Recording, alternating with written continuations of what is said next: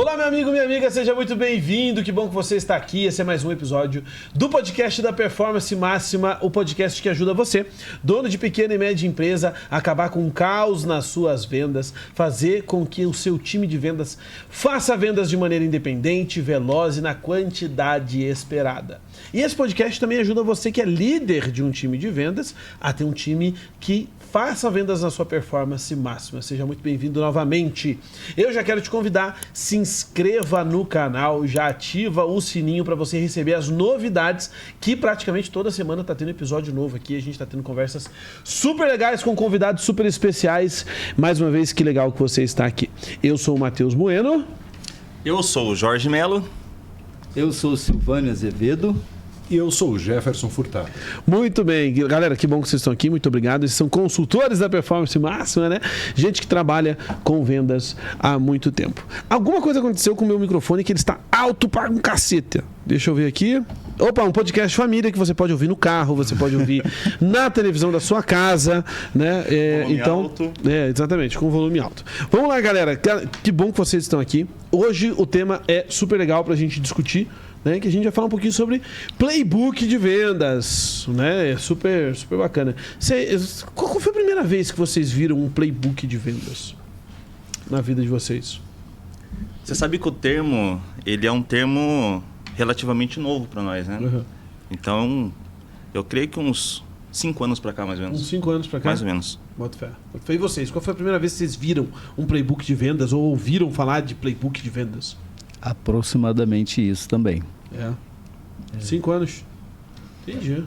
Eu não ouvi com esse nome, mas há cerca de uns 7 anos atrás, como um sistema de vendas. Sistema de vendas? Um sistema de vendas. Mas tipo software ou... Não. Era a sistematização mesmo, uma modelagem, né, daquilo que nós abordávamos ou era abordado com os vendedores e dos vendedores para os clientes. Boa. Cara, então eu sou o mais velho aqui que ouviu, quer dizer, eu sou o que mais ouviu há mais tempo, né, esse termo. Vamos lá, né? É bem por aí, né? Cara, foi em 2007, eu entrei numa empresa de telecom, né, e foi a primeira vez que eu vi um método de vendas, um passo a passo de vendas escrito e organizado. Ele estava em formato de slides ainda, mas a gente recebeu impresso, sabe quando você recebe assim, vários slides impressos numa folha? E ele era ali o passo a passo, o que fazia e tudo mais, né? Então, você comentou sobre o sistema também numa telecom, dentro da ferramenta de CRM. Quando o assunto era a negociação, havia um step by step do processo de negociação com o cliente. Um passo a passo ali, né? Cara, isso é muito legal.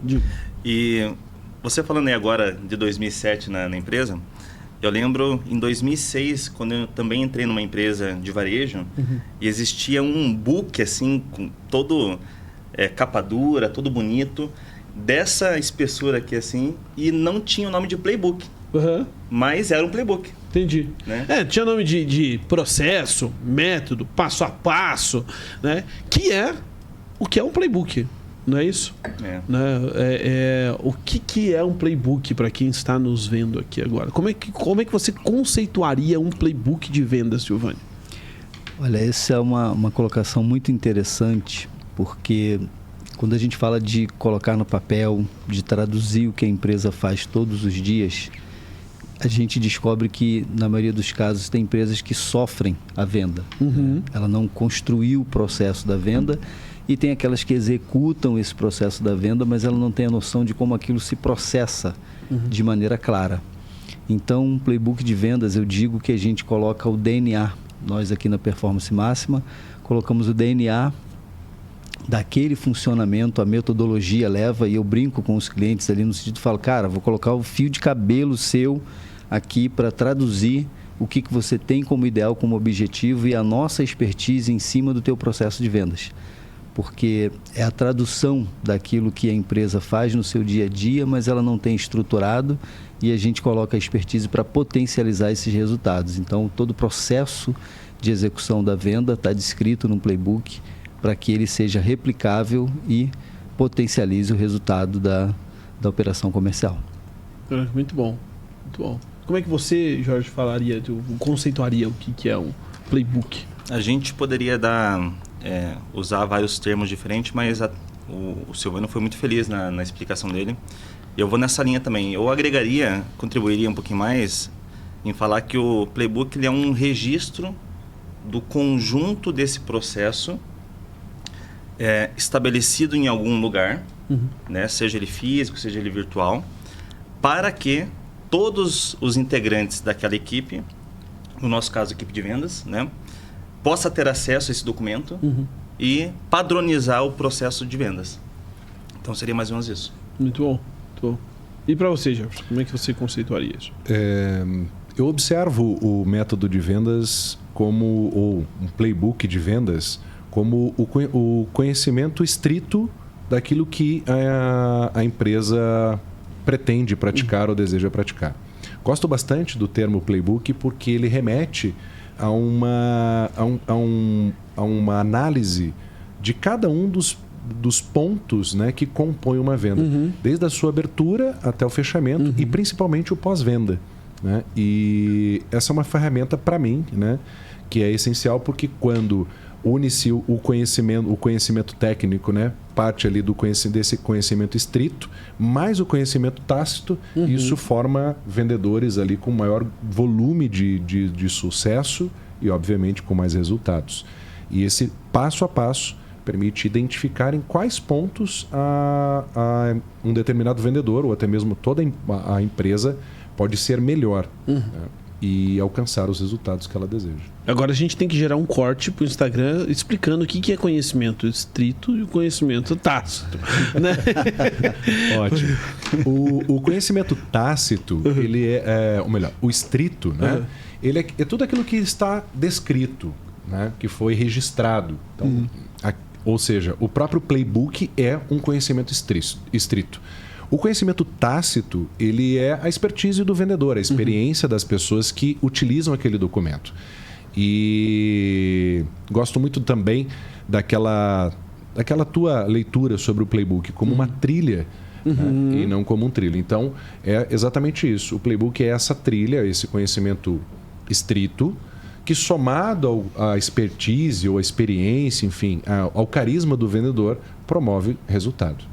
Isso é muito legal, porque a maioria das empresas, elas trabalham e elas formam novos vendedores, elas constroem equipes e elas buscam a meta só no conhecimento tácito. Né? E o conhecimento tácito vai se prolongando e vai se passando entre gerações de vendedores, entre gerações da equipe, quase que como uma lenda tribal, né? Um cara foi lá, teve experiência e aí ele vai lá e ensina o outro com a palavra e o outro vai observando e as coisas vão acontecendo. Ele estava no estado de arte, né? Exatamente. E aí ele tenta reproduzir aquilo e fazer sucessores daquilo. Né? Fazer sucessores daquilo. Então, não dá para você querer, especialmente quando a gente fala de equipes, mais de uma pessoa, que as pessoas absorvam o conhecimento tácito da mesma forma, na mesma velocidade, com os mesmos filtros. Então acaba que o conhecimento tácito não é que ele não é importante, ele é vital, senão a venda não acontece. Mas se eu quero ter um time formado e que bata a meta de forma constante, né, eu preciso ter alguns documentos para isso, eu preciso documentar isso. Se me permite aí a inferência, né? Em cima disso, né, as empresas acabam tentando encontrar no mercado, né, aquele vendedor ou aquele perfil que é especial, que traz esse conhecimento tácito, essa experiência, toda essa bagagem. Só que nem sempre ele vai encontrar uma profusão como essa. E, embora o conhecimento tácito seja muito importante, mas ele também está relacionado ao estado de motivação daquela pessoa.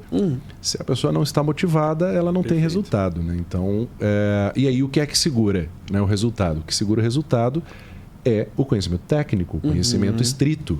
E se você tem o domínio do step by step, do processo da tua venda, né, muitas vezes você promove uma dissociação em relação a essa motivação. Ou seja, você vende não apenas pela motivação. E quando ela falta, você vende pela tática ou pela estratégia. Você blinda, né? Blinda esse risco. Exatamente. Seria mais ou menos isso, né? Muito bom, muito bom. A palavra playbook, né? Quando a gente falou do playbook, eu até expliquei isso num outro podcast que eu participei. A palavra playbook, ela vem, né? Ela é a junção de duas palavras. Play, que é jogada, ou jogar, ou movimento, né? E o book, que é o livro, né? E a palavra playbook, ela veio do técnico de basquete, o técnico de futebol americano, que ele tem um livro de jogadas, né? Que é o que fazer em determinada situação, o que fazer quando o time estiver assim, o que fazer quando a gente sofrer determinada contra-ataque, o que fazer. E aí ele tem aquele playbook para ele orientar o time, e o time estuda, o time conhece aquele playbook para se movimentar tecnicamente. Então é o que a gente está falando aqui, né? Como é que eu blindo o meu time, o meu resultado das intempéries do concorrente, da motivação do vendedor, desses fatores externos. E eu faço um bom playbook. É o momento em que você inverte a polaridade, né? Deixa do ambiente externo influenciar o teu ambiente interno para utilizar o teu ambiente interno ou ambiente corporativo para influenciar o mercado. Perfeito. Muito bom, muito bom. Se eu puder contribuir mais um ponto... Claro. Imagina que existe um barco a velas, né? Que você dependia de condições externas, vento favorável ou não, e você tinha que, né, deixar as velas ali daquela forma. E dessa forma, nessa linha de raciocínio, a gente tem um motor de polpa ali, né? A gente tem um motor que vai nos levar onde a gente quer, né? Independente desse cenário externo, né? Então é mais ou menos a leitura que eu faço. Caramba, hein? Vou até anotar isso, que vai virar um criativo do Instagram. Muito bom. Sua empresa é um barco à vela ou uma lancha. Exatamente. Né? Porque o barco à vela depende do fator externo, né? A lancha, ela se move independente do fator externo. Ou sofre muito com fatores externos, né? Sofre boa. muito, ele, né? Boa. Seguindo nessa linha, né? O que seriam aí, Matheus, elementos-chave que nunca devem faltar no playbook de vendas? Conta para nós aí. Cara, isso é muito interessante. Muito interessante. Porque eu já vi vários playbooks sendo construídos e documentados, baseados nos processos internos da empresa. Então, assim, o playbook era todo voltado para a eficiência interna da empresa. E quando você faz um playbook baseado na eficiência interna da empresa, não é que ele não vai funcionar. Na verdade, ele vai até te deixar bem seguro com relação aos procedimentos internos. Só que ele provavelmente vai gerar conflito com o cliente. Então, o que não pode faltar de maneira nenhuma? Primeiro, o cliente no centro. O entendimento de como é que o meu cliente ele procura o meu produto, o meu serviço, como é que o meu cliente procura a minha empresa, quais são as expectativas do meu cliente, o entendimento da jornada de compra do cliente. E aí, com isso, com o cliente no centro, o meu playbook traz respostas de como que o meu time age para atrair esse cliente, sondar esse cliente, mostrar melhor o meu produto, o meu serviço para ele, negociar com as objeções mais comuns que o meu cliente pode me trazer, tomar iniciativa e fechar vendas baseado no que o meu cliente normalmente valoriza. Né? Então, a primeira coisa que precisa ter é o cliente no centro do processo. O cliente no centro do processo. Só para vocês terem uma ideia, eu sempre conto essa história. Eu entrei numa empresa para prestar o serviço de consultoria, né, da área comercial, e a gente foi dar uma olhada nos procedimentos de vendas. Para a pessoa comprar, era uma empresa de eletromóveis e eletrônicos e etc. Independente do que a pessoa ia comprar, para ela tirar o produto na expedição, ela tinha que fazer 9 assinaturas.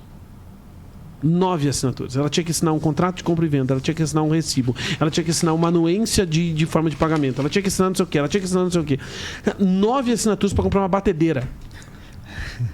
9 assinaturas para comprar uma bicicleta. Entendeu? E aí, por que isso acontece? Não, porque o jurídico pediu. Porque o jurídico mandou. Beleza. Aí a minha pergunta foi, se o jurídico pediu, deve ter, né, alguma coisa, porque os senhores advogados, eles trabalharam para isso. Eu falei, como é que é a quantidade de processos que vocês recebem de cliente e tal? Não recebe, não.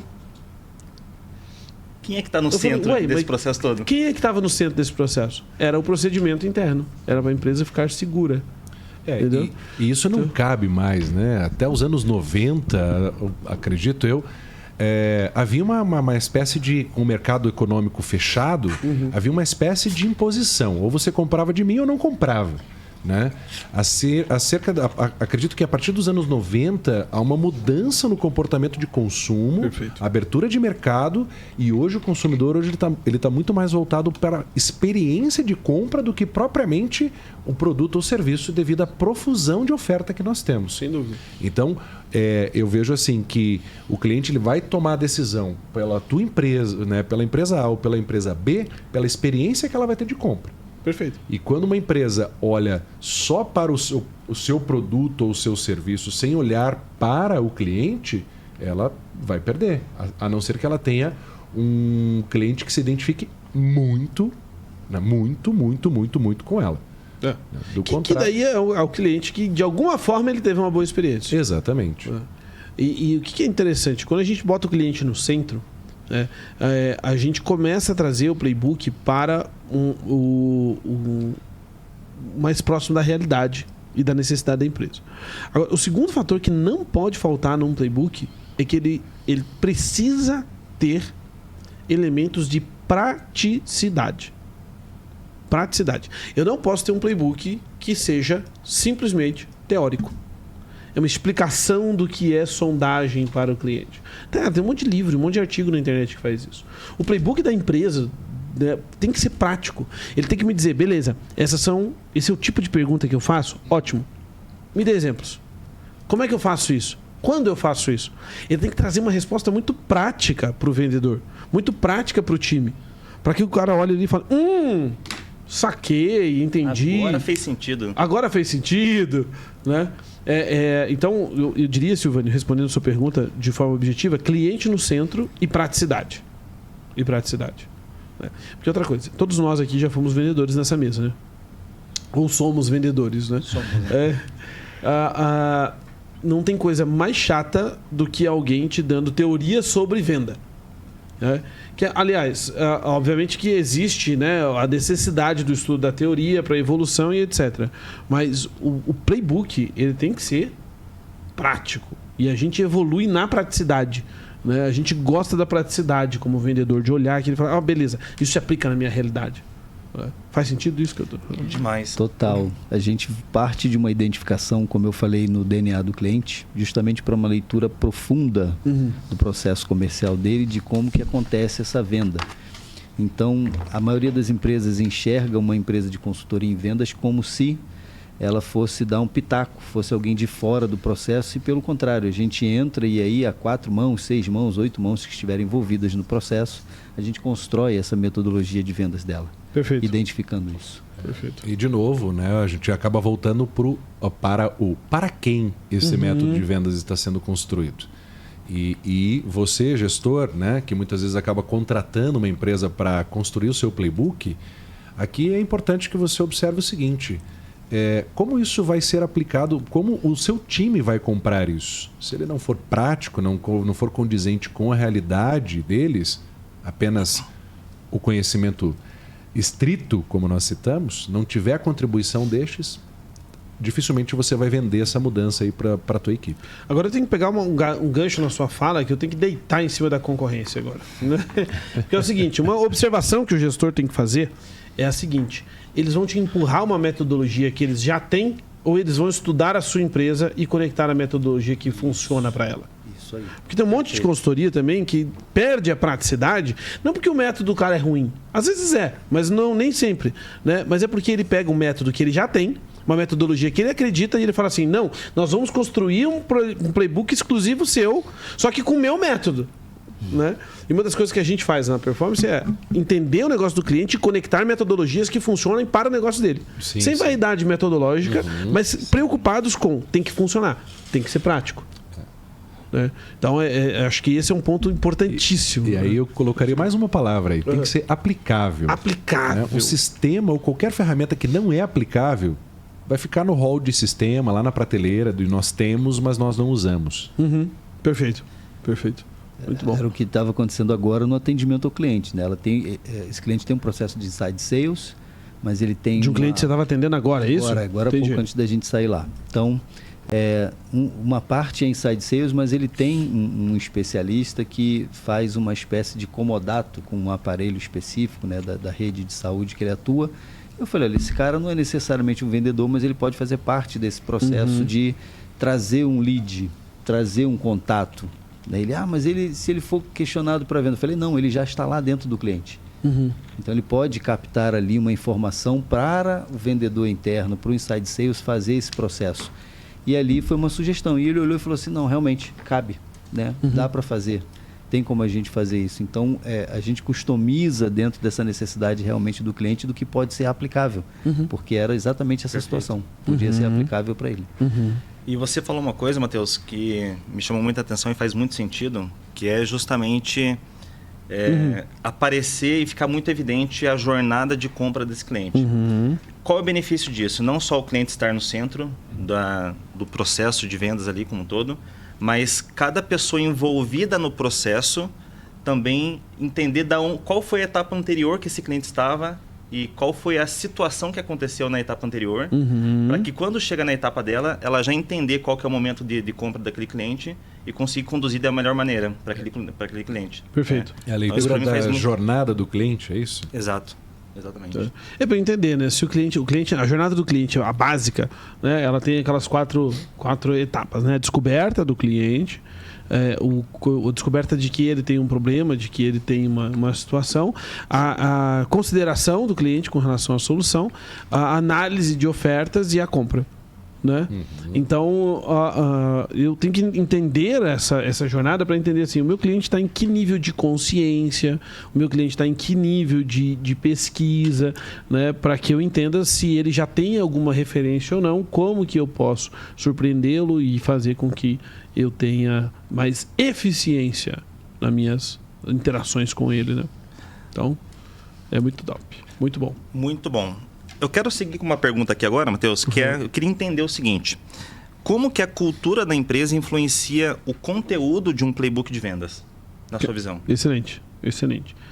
Não tem como construir um playbook, e aí eu vou pegar uma fala que o Silvano trouxe aqui, né? Desrespeitando o DNA da empresa. Né? Eu vou dar alguns exemplos muito práticos para responder isso, porque não tem como. O playbook ele tem que estar 100% alinhado com a cultura da empresa. 100% alinhado com a cultura da empresa. Então, por exemplo, a gente já atendeu algumas empresas que ela trabalhava com uma commodity, certo? Que são produtos que têm pouco nível de diferenciação e pouco nível de diferenciação de preço. Então, você não pode, por exemplo, né, dar o exemplo que uma peça de veículo. A peça de uma autopeça, ela é uma commodity por quê? Porque a indústria que fornece para determinadas montadoras é a mesma. E eu vou ter exatamente a mesma peça do meu concorrente. E sendo assim, eu não posso fazer uma diferença de preço muito grande. Eu nem tenho margem para isso normalmente. E eu também não posso tornar ele muito elástico. Não posso jogar muito para cima, porque senão paro de ter competitividade. Então, o que essa empresa fazia na commodity? Ela falou, meus vendedores e o nosso DNA é um DNA consultivo. A gente vai explorar o máximo possível da situação do nosso cliente para vender certo para ele. Então, nós, apesar de sermos commodity, nós vamos vender a commodity certa. E aí o playbook deles era todo pensado para que a venda dele fosse o mais consultiva possível. Muita sondagem, muita qualificação, muito entendimento de cenário. Se aprofunda, né? Se aprofunda no cliente, etc. e tal. A gente tem clientes que eles já chegaram para a gente e falaram assim, olha, nosso DNA aqui é agilidade. Nós somos rápidos. Então, as ligações têm que ser rápidas, a gente tem que ser ágil com o cliente, a gente tem que ter um ritmo, né, acelerado e tal. Então, o método de vendas dele, o playbook de vendas dele foi todo pensado para a agilidade. Então, abordagens rápidas, perguntas rápidas, apresentações mais ágeis. Pensando em volume. Todos pensados no volume. Exatamente, todos pensados no volume. Né? A gente já trabalhou com joalherias. E aí, cara, o cliente sendo tratado como um rei. Ele era colorido, com uma forma... Então você tinha no Playbook, por exemplo, várias formas de você acolher o cliente, dar uma experiência de acolhida, e aí toda a loja era pensada para isso. Então tinha água com gás, cappuccino, café, chocolate quente, champanhe, whisky, e aí tinha tudo isso fazia parte do Playbook, sentar com o cliente, conversar sobre o dia dele, oferecer esse café, água, cappuccino, então tom de voz influencia nesse tom processo. De voz, como é que ele recebia, movimentos de mãos, como é que eram feitos. Então tudo isso estava explicado no Playbook. Veja, culturas completamente diferentes, não só produtos completamente diferentes, culturas completamente diferentes, que fizeram com que o Playbook fosse construído de forma completamente diferente. Então, a cultura, né, respondendo objetivamente, o DNA da empresa tem que estar expressado no Playbook. No Playbook. Certo? Que daí você consegue fazer, né, a coisa acontecer. Eu não posso achar, daí vou citar aqui, né, eu não posso vender o brigadeiro na rua da mesma forma que a Copenhagen vende o chocolate dela na loja. Né? Eu preciso de um tipo de atendimento na rua e eu preciso de um tipo de atendimento lá na loja, que são completamente diferentes. Né? São completamente diferentes.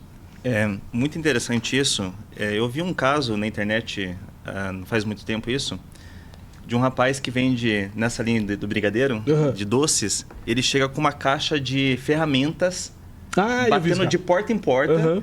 Então ele vai ali, oi, eu vim aqui para consertar. Mas consertar o quê, moço? Vim consertar o seu dia. E ele abre aquela caixa de ferramenta com um monte de docinho ali dentro. Né? É muito legal. Muito então legal, isso faz parte da cultura dele, do perfil dele. Aquilo que ele valoriza, aquilo que ele acha muito importante e aquilo que ele entrega para o cliente dele. E aí como ele faz isso. Né? Sim. Ele vende felicidade, né? Ele Exatamente. diz que ele vende felicidade. Vem trazer um pouco de felicidade para o seu dia e tal. Então... Não entra ali o preço, o que é o produto, mas aquilo que ele está agregando de valor no dia da pessoa. Perfeito. Voltamos aí àquela situação, né? Ele está vendendo a experiência, não está vendendo o produto. É o que a loja de joias, a loja de automóveis, né? Cada uma delas acaba vendendo uma experiência. Vendendo uma experiência. E aí isso agrega valor àquilo que você está vendendo.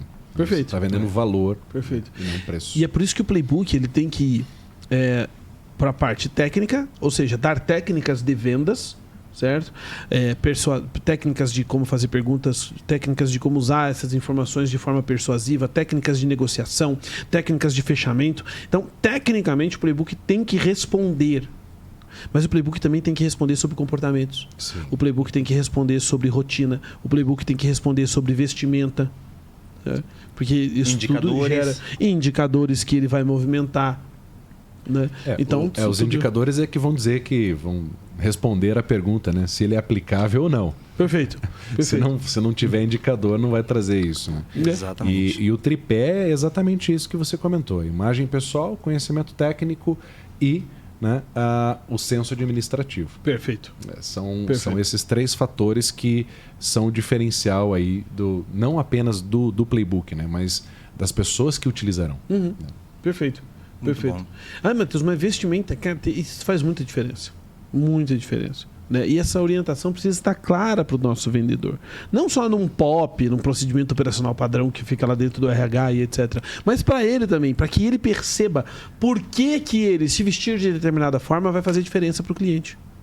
Né? Porque ele ter o cabelo arrumado de determinada forma, né? Quando a gente fala das meninas, das mulheres que trabalham, por que ela estar daquela forma, por que o homem estar com a barba daquele jeito ou não estar de barba faz diferença. Né? Então isso faz bastante. Eu já tive experiência como vendedor que a gente não podia usar barba. Né? E eu fico horrível sem barba. Não que com barba seja assim, né? Uma coisa, nossa, muita coisa, né?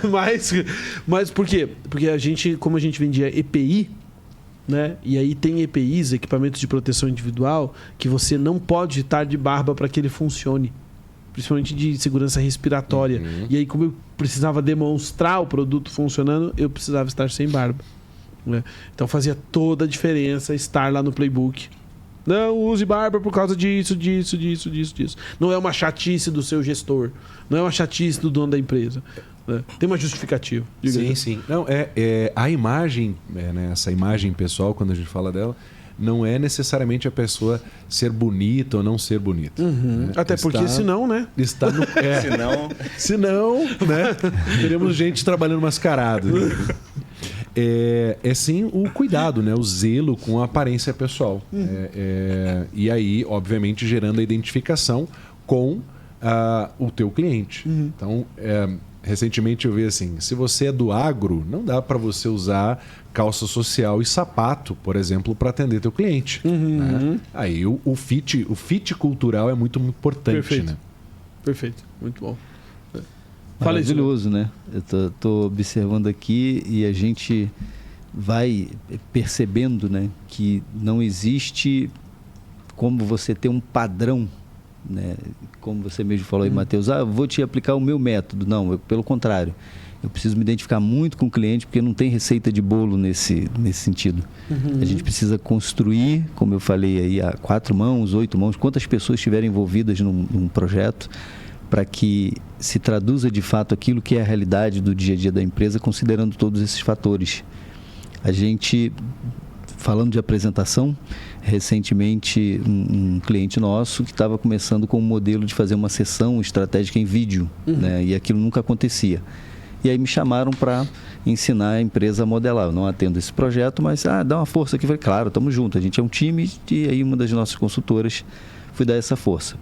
Eu comecei a falar com a galera de comportamento, da roupa que eles iam vestir. E aí ficaram tudo olhando. Aí ela, mas a gente queria saber a parte técnica da apresentação, né? O que vai ali, a capa.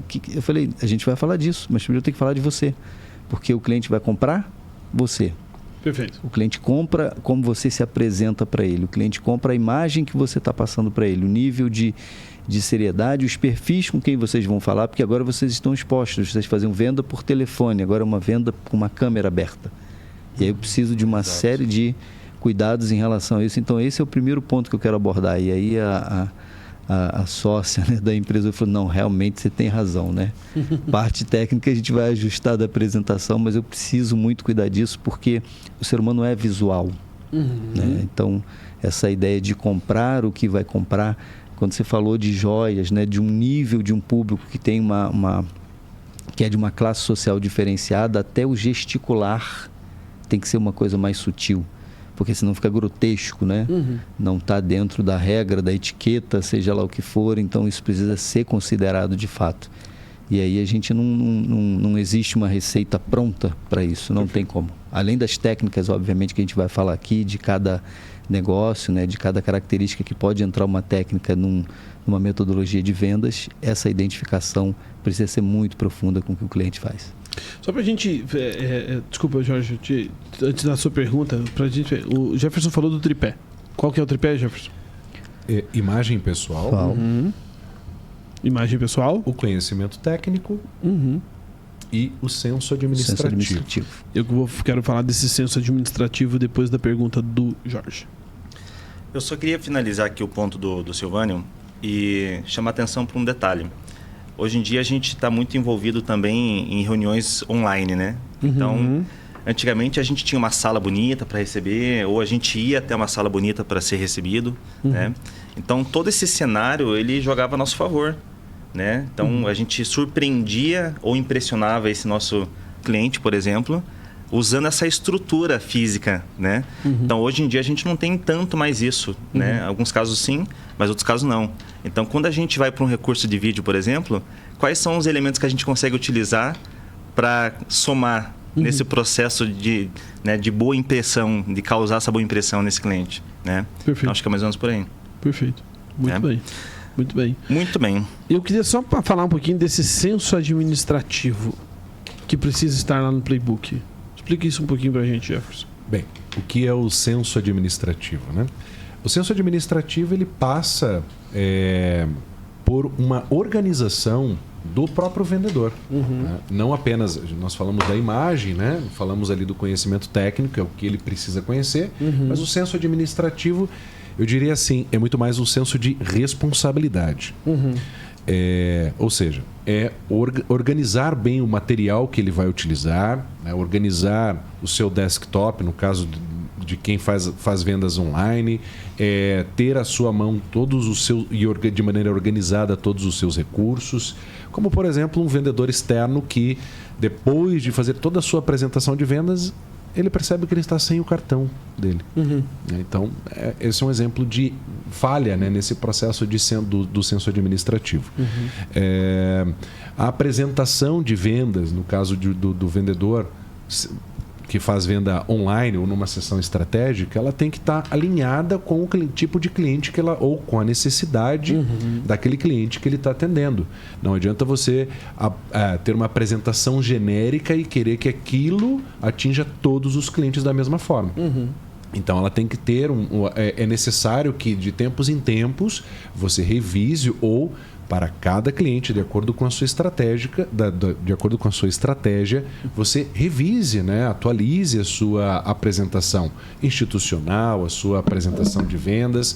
E um outro fator que eu acho que é bem importante, que nós falamos bastante disso, do HCBV. Né? É como você conta a história do seu produto ou do serviço. Então, é você preparar o seu pitch de vendas. Né? Muitas vezes você vai atender um cliente que não tem o tempo que você espera que ele tenha. Né? Perfeito. E então, esse discurso bem preparado, passando pela história de um produto, o H, né? Passando pelas características do produto ou do serviço, o C. Passando, então, pelos benefícios do produto, a letra B, e pelas vantagens que ele vai ter, né, em adquirir esse produto contigo, o V, né, essa história bem contada vai te ajudar a vender melhor o produto. E o último ponto aí que é importante é entender o seguinte: você é responsável pelos teus resultados. Seja você vendedor, seja você gestor. E é esse censo administrativo, identificando através dos indicadores em que pontos eu posso ser ainda melhor, seja na abordagem, seja na negociação, seja no fechamento, é que promove esse censo administrativo. E isso somado ao conhecimento técnico, que é estrito e tácito, e a imagem pessoal, a chance de sucesso é muito maior. Né? A chance de você alcançar a sua performance máxima ainda é maior. Muito bom. Muito legal. Bom. Legal. E aqui que é onde entram também o censo o censo administrativo também permeia os indicadores, né? Quando eu entendo que sou eu o responsável pelos meus resultados, né, o vendedor não pode ser hoje mais aquele cara que só fecha o negócio ali, etc. Então, ele tem que entender das necessidades que ele tem, das rotinas, né? De como é que ele vai se preparar, de qual é o número de quantidades de e-mail, leads que ele precisa ter, da quantidade de ligações que ele precisa fazer, da quantidade de negócios que ele precisa orçar, para daí fazer follow-up, para daí gerar venda. Então, esse caminho fica mais claro quando você desenvolve o censo administrativo, né? E se me permite, eu gosto muito dessa parte, porque a grande dificuldade dos gestores é em desenvolver o time, né? E não sabe por onde começar. Eu gosto de colocar como exemplo o técnico, né? O preparador do Usain Bolt. Né? Então, se eu não me engano, na Olimpíada de 2006, que foi a estreia do Usain Bolt, ele não passou da qualificatória. Ele foi o sexto da prova dele. Né? De 8, ele foi o sexto. E o técnico dele percebeu o seguinte, que ele tinha uma estatura diferente de todos os demais atletas. E aí, na análise ali, né, e ao longo dos anos, até o momento em que Usain Bolt torna-se Usain Bolt, ele faz uma fragmentação, uma separação de cada pequeno momento. Nós estamos falando de 100 metros, menos de 10 segundos. Então, ele pega o momento da largada, né, os primeiros 10 metros, e vai refinando, até que os primeiros 10 metros do tiro até o 10º metro da prova, ele completasse em menos de 1 segundo. Então ele fraciona isso e treina isso. Trabalhando etapa por etapa. E aí, depois, do 10º ao 20º metro. E assim por diante, até que o que nós observamos, né, na Olimpíada seguinte foi o impossível acontecendo, né? Um homem correr 100 metros em menos de 10 segundos. E o que isso tem a ver com vendas? O que isso tem a ver com vendas? Tem tudo a ver com vendas isso. Eu ia provocar. Performance. Perfeito. Porque venda é como uma corrida de 100 metros. Né? Cada interação. Obviamente, aí vai ter gente que vai falar, a minha não é. Tá bom, mas existem vendas que são maratonas. Mas de qualquer forma, a preparação eu preciso entender que, assim como a corrida de 100 metros, o técnico do Usain Bolt fatiou ela em pequenas etapas, a venda é assim também. Né? Porque aí entra aquele paralelo entre funil de vendas e jornada do cliente. Porque, de acordo com a descoberta, eu preciso mostrar-me para o cliente. E aí eu tenho ações de onde eu me mostro para o cliente, etc. Existem ações de atração, existem ações de abordagem, ações de qualificação, ações de proposta e negociação. Ah, Matheus, mas meu é varejo, é tudo meio que numa só. Tá ali. Você só não está percebendo ainda. Né? Então, o que acontece? Cada uma dessas pequenas etapas até a gente chegar na concretização do negócio geram indicadores específicos, geram ações específicas que precisam ter indicadores, precisam ter controle precisa ter meta, e aí eu consigo estabelecer a minha eficiência dentro de cada uma dessas pequenas etapas. Eu identifico o furo no cano, né? Eu identifico a partir dali os furos do cano, vou treinando meu time para melhorar em cada uma dessas etapas. Eu, quando era vendedor puro, diria assim, né, que era só vendedor, vamos dizer assim, a minha principal dificuldade era a prospecção, era onde eu sofria e tal, né? Porque eu era ruim de encher o funil. Botava o cara na minha frente, virava. A conversão eu era o cara do fechamento, da negociação forte. Eu gostava daquela negociação difícil, entendeu?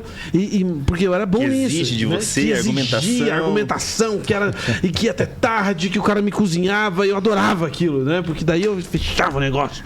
Mas, cara, encher o funil era horrível pra mim. E o que acontece? Quando eu não tenho clareza disso na minha empresa, né, eu fico achando que o vendedor é ruim, quando na verdade às vezes não é. É porque uma etapa ali. Agora tem gente que é ótimo de iniciar relacionamento, de abordar, de encher o topo do funil, e horrível de fazer follow-up. Né? Porque como o funil não está claro, a divisão não está clara, aí acontece... Né? E aí abre espaço para os especialistas, né?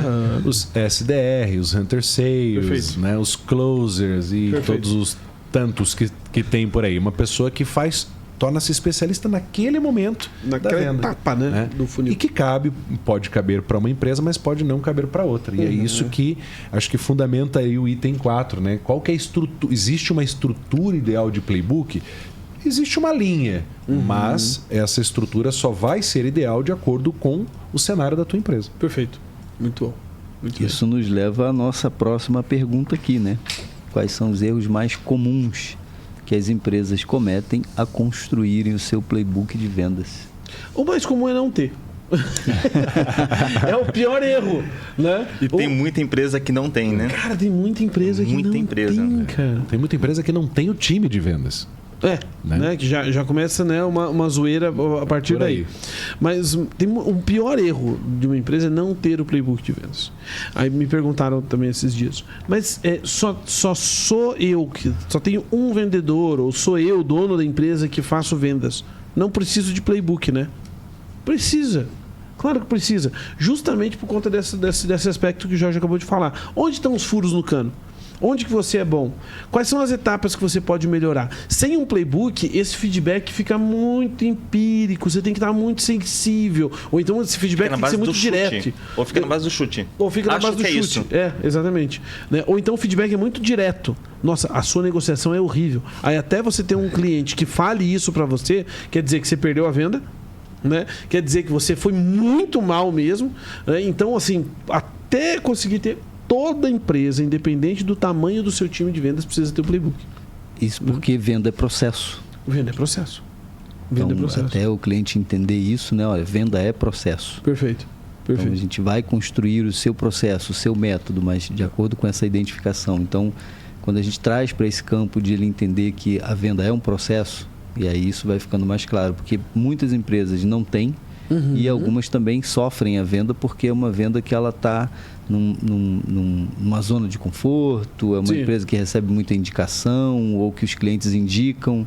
E ela vai passando por aquilo, mas sem ter a percepção de que o mundo está mudando muito. Quando o Jeff falou aqui a respeito da década de 90, eu estava me lembrando que a gente entrou naquele processo na globalização, e aí a gente tinha aqui fábrica de brinquedos Estrela, né? A gente tinha umas marcas notórias, e depois elas sumiram do mercado. Porque não tinha uma preparação nossa, tanto tecnológica, quanto os brinquedos que vinham de Hong Kong, vinham de Taiwan, aqueles radiogravadores coloridos, né? Aquela coisa que vinha do Paraguai, vinha não sei de onde. E, ao mesmo tempo, também a gente não estava preparado para o mercado globalizado. E isso ainda hoje acontece em muitas empresas. Quero contratar o cara porque ele tecnicamente é muito bom, mas qual é o fit que ele tem com a minha empresa? Nessa identificação de cultura, esse fit cultural com a empresa que está ali dentro desse processo que eu não consegui entender. E aí não vai. Não vai funcionar. As empresas investem em processo em todas as áreas. No processo de contabilidade, no departamento jurídico, no financeiro, no RH. E aquela que traz o dinheiro para dentro da casa não tem investimento. Assim, meu Deus. Vai aí, amigo, né? Então, faça o teu melhor, né? Faça o teu melhor e seja o que Deus quiser, né? Isso aí vai dar um corte bonito, porque é exatamente isso que elas fazem. Vou colaborar com o corte. E a gente fala isso no nosso... Se você cair numa sessão estratégica da Performance Máxima, você vai ouvir isso. As empresas têm processo para emitir nota, processo para receber produto, processo logístico para saída do produto, elas têm processo para contas a pagar, tem processo para contas a receber, ele tem processo, tem empresa que tem processo para fazer café. Tem processo para processo. Processo para criar processo. Exato. Né? Qual que é o processo de bater meta? Não tem. Qual que é o processo para bater meta? Não tem. É nesse momento que a gente coloca aquele grilo no fundo, assim. Né? Cri-cri. Porque é isso, tem empresa que o pior erro é não ter o processo, cara. É não ter o playbook.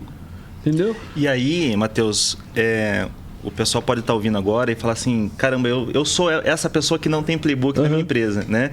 Então vou correr agora, fazer o meu. Aí começa a ver materiais na internet, disponível aí, modelos prontos, templates de playbook. E aí começa a querer copiar aquilo que outras empresas já estão fazendo. E onde está o erro nisso? Aquilo que a gente já falou sobre cultura, não tem identidade dele, não tem nada a ver com o processo dele, ele acha que ele vai dar um Ctrl-C, Ctrl-V dentro da empresa dele e vai funcionar. Não vai também. Não vai também. Então isso é um outro erro. Tem uma fala que eu coloco nisso que ela se encaixa, e há muitos anos que eu falo isso. Boas práticas de outras empresas, né? Boas práticas quaisquer que sejam, são uma fotografia. Então a fotografia é um registro de um momento estático com aquelas pessoas dentro de um determinado contexto, naquele ambiente e todas as outras características que nós poderíamos considerar para isso. Então, o que deu certo no fabricante de refrigerante de cola A, não vai dar certo no fabricante de refrigerante de cola B. Por que você não fala Coca-Cola? Né? Pepsi, ou fala fabricante de Coca. Os dois gigantes. Não, esse não dá. Esse não aparece dá. O Pablo Escobar. Né? Então, quando a gente olha para isso, você fala, por que, cara, não estamos considerando aqui o produto, os sabores, mas dizendo que dentro de produtos similares, quer dizer que deu certo aquela ação? Não. Fotografia. Boa prática é uma fotografia e tal qual uma fotografia é um registro de um momento naquele contexto. Perfeito. Então o perigo é isso, de achar que você vai pegar ali o outro, né, como diz lá a camisa do defunto, que está muito grande, né, que não serve, que não está legal. Não vai encaixar, porque aquele momento era outro, as pessoas que estavam lá naquele processo são outras, e eu preciso considerar esses fatores todos para olhar para essas boas práticas. E aí vem alguns gestores que fazem o playbook. Ele vai lá e faz um playbook, ele acha que aquilo é para sempre. Então, fiz uma vez só, isso aqui tem que durar 50 anos aqui pra gente. Né? Então, esquece de atualizar, porque a demanda vai mudando, né? O modelo do negócio vai mudando, né? A forma de consumo vai mudando, o pensamento do cliente vai mudando, e aí ele está com aquele processo antigão ainda. Você pega o playbook do cara, né? Como passar a venda? Pegue a ficha carbonada, né? E faça o pedido para o faturista, né? Não tem nem mais a ficha, nem o faturista. Mas isso é uma coisa interessante. Deixa eu só para concluir essa parte dos erros, né? do processo. Tem empresa que quer pegar a técnica que ele viu lá nos Estados Unidos e aplicar aqui.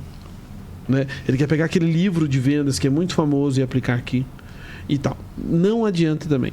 Porque o seguinte, a sua empresa atua no Brasil. E no Brasil a gente vende para brasileiros. E se você pega, por exemplo, vamos pegar uma técnica das mais famosas, que tem aí o spin selling, né? O livro tá lá, spin selling, tá, você pega a técnica do spin e vai aplicar no Brasil. Uma das coisas que está escrito na técnica é que você não tem que ter aquele small chatting, né? Aquela conversa, né? Aquele papo quebra-gelo no começo da venda. Faz isso no Brasil para ver se dá certo. Chega na reunião com o seu cliente e já chega falando: olá, tudo bem? Eu vim falar aqui para vocês no fornecimento do plástico, não sei o quê. Sem criar uma conexão ali. Ué, calma aí, né? Aí os brasileiros vão falar: ih, caraca, mó grossão aí. Esse cara só quer vender. Esse cara só quer me vender. Pois é, né? No Brasil você tem que ter essa conversa. Então é importante que a gente entenda. Pegou a técnica, entenda ela, porque elas funcionam. Metodologias e técnicas funcionam. Só que traduza para o seu negócio, né? Traduza para o seu negócio. Isso quer dizer, me leva aqui a um outro ponto, né? Que o playbook de vendas ele não é uma ferramenta só. Ele deve se integrar a principalmente as ferramentas, as pessoas, aos processos, a ferramenta de CRM e principalmente ao tipo de treinamento ou de técnica de vendas que é aplicado. Perfeito. Né? Então, gostaria que você falasse um pouquinho mais sobre isso, né, para a gente ajudar aí os nossos ouvintes a entender como é que esses diferentes elementos de uma empresa podem se integrar. Perfeito. Aonde se encaixa onde? É o CRM que se encaixa no playbook? Ficou meio perigoso essa pergunta. Esse início de pergunta, né? É o CRM que se encaixa no processo, no playbook? Ou é o playbook que se encaixa no CRM? Quem é quem nesse rolê? Quem é quem nesse rolê, né? Isso é muito interessante, porque às vezes a empresa está se matando para tentar implementar um CRM. Os vendedores não usam e não sei o quê. Não está descrito no playbook. Não tem o processo descrito. E aí, o que acontece? Se a gente for falar no mundo ideal, Jorge, é o CRM que se adapta ao processo.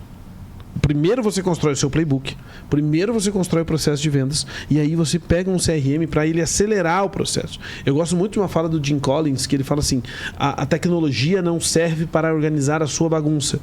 A tecnologia serve para acelerar um processo que está descrito. Certo? Então, o que é importante a gente entender? A tecnologia ela serve para acelerar o processo que é bem feito. Então, no mundo ideal, constrói o processo, constrói o playbook, encaixa o CRM nele. Certo? Vamos para a realidade? Já comprei o CRM. Já paguei um monte de dinheiro, né? Naquele negócio, tá ali. O cara tá desenvolvendo aqui, tá configurando aqui. Então, como é que eu faço agora? Né? Às vezes o CRM tá lá. A última atualização dele foi em fevereiro de 23, né? E aí tá aquela bagunça. 6 meses já, né? Faz 8 meses, exatamente. Então, o que acontece? Dá para você pegar um CRM, né, que já está ali e você criar o playbook para ele ser utilizado. Né? A maioria das empresas precisa do playbook, né, para que o CRM seja utilizado. E aí você coloca ali dentro do playbook mostrando que a regra do jogo é o CRM. Precisamos dessas informações ali. E aí você vai adaptando o seu CRM ao playbook que vai se atualizando também. Como a gente falou, o playbook ele não é uma ferramenta estática, você vai atualizando ele, certo? E aí o CRM vai se adaptando a ele também, de acordo com o que for fazer. Então, e isso vem uma outra pergunta, Matheus. Como que você recomenda atualizar e revisar o playbook? Tem uma frase que eu gosto bastante, que é: tudo funciona até parar de funcionar. Ela parece besta, mas é isso. Tudo funciona até parar de funcionar. Então, o meu playbook está funcionando. Tá funcionando. Beleza. E agora? Parou de funcionar. Atualize. Né? Teve uma grande virada durante a pandemia, que foi a explosão da utilização do WhatsApp e das ferramentas online para compra. Né? E a gente eu digo que o Covid foi o diretor de TI mais eficiente da face da Terra, né? Porque todos os projetos de transformação digital que estavam na gaveta saíram assim e começaram a ser, né, efetuados e tal. E nós fomos chamados por alguns clientes nossos para atualizar o playbook deles, para assim, olha, beleza, tudo que está aqui no nosso playbook é aplicável no WhatsApp, é aplicável no chat, é aplicável no site e tal. Mas a gente precisa deixar isso claro e prático para o nosso vendedor. Vamos atualizá-lo. vamos atualizá-lo. Mas aí é meio óbvio, né? Porque, tava uma demanda muito latente. O que é importante a gente entender? Quais são os feedbacks de quem está utilizando o playbook? Porque pode ser que ele fale, cara, isso aqui não tá legal, não tá encaixando mais. Também. Troca, atualiza. Né? Conversa com o time. Quais são as boas práticas, então, dessa fase do nosso processo? Quais são as boas práticas dessa parte do nosso funil? As boas práticas são essas, está funcionando isso, está funcionando assim, adaptamos dessa forma, funcionou, vamos trazer isso para o playbook, vamos atualizar o playbook. Então é importante que isso esteja no horizonte, de tempos em tempos, né? Se você quer criar processos, se é uma pessoa mais conforme quer criar processos, né? Senta e reavalia o seu playbook a cada 6 meses. Mas meu negócio é muito dinâmico, Matheus. Faz isso a cada 2 meses que seja. Sim. Certo? Mas... Existem indicativos ou indicadores que permitem determinar assim o quanto o playbook está entregando sucesso, está trazendo resultado ou dando sucesso, ou ele está fracassando? Eu gosto de alguns indicadores que podem me dizer isso. Certo? O primeiro é a conversão de oportunidade para fechamento. Isso que eu ia falar. Essa conversão começou a cair, você precisa começar a perceber o que está acontecendo. Às vezes tem objeções novas que você não mapeou no seu playbook. Às vezes tem formas, né, de apresentar o produto que não estão sendo legais, que você precisa mudar. Às vezes são técnicas de fechamento que não estão funcionando e que você precisa mudar. Então, conversão, oportunidade, vendas. Certo? Outra conversão, leads para reuniões, ou leads para visitas e etc. Né? Às vezes ali a conversão que você tá... Essa conversão não tá legal. Por quê? Porque a forma de eu ligar não tá legal, os horários que eu coloquei, os prazos que eu coloquei não estão legais, então a gente precisa revisar. Certo? E por último, para dar 3, porque a gente pode ir falando vários indicadores aqui, granularizando eles para cada negócio, etc. O último que eu gosto de olhar é o ticket médio. Certo? Estamos vendendo aquilo que a gente precisava vender, no volume que a gente precisa vender? Se não, está na hora de revisar o playbook. Então o conselho é não ficar pegado, né? Não ficar pegado. Eu criei isso daqui, isso aqui é meu filho agora, a partir de agora. Eu dei até nome para ele, inclusive. E agora eu não vou mais abandonar isso aqui, não. Me dá essa água que você está usando aí. É importante essa medição do resultado, né? Porque a gente não pode ser pragmático ao ponto de dizer que vai crescer 40%, 80%, mas a gente sabe que existe evolução.